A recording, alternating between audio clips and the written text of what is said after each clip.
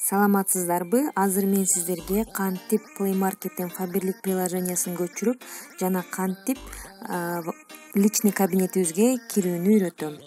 Мына Play Market'ти басабыз. Play Market'ти басып Фаберлик деп жазабыз. Установить. Установитти басып коебуз. Көчүп жатат. Көчүрүп алганыбыздан кийин бизге сообщение келген.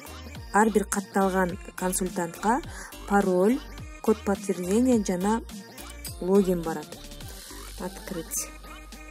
Открытьти басабыз. Биринчи эле мындай чыгат, регионду тандайбыз. Сиз кайсыл региондо болсоңуз, ошол регионду тандайбыз. Азыр мен Кыргызстандамын. Кыргызстан регионун тандайм. Язык деген жерде өзүңүзгө керектүү тилди тандайсыз. Кыргыз тили дагы бар. Мага орус тили менен иштеген ыңгайлуу, но киргенде эле сразу главный страницага чыгып калабыз. Биз мына 3 сызыкчаны басабыз. 3 сызыкча сол жактагы сызыкчаны басканыбызда вход личный кабинет деген чыгат. Ошону басканыбызда мына көрдүңүздөр, номер консультанта и пароль деп чыгып калды. Эми ушул жерге номер консультанта деген жерге мына 71ден башталган номериңизди жазасыз. 8 77 46. Пароль.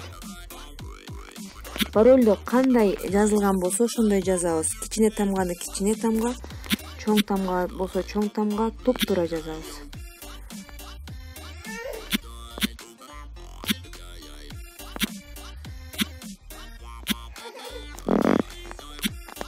Код. Кодго киргенде мына кодду сурайт. Код подтверждения.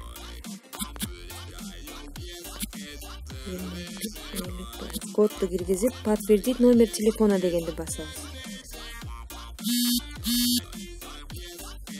Басканыбыздан кийин выбор точки доставки дейт.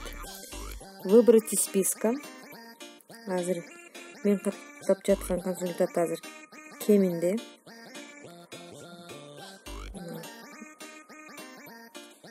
Чуйская область. Кемин. Вот.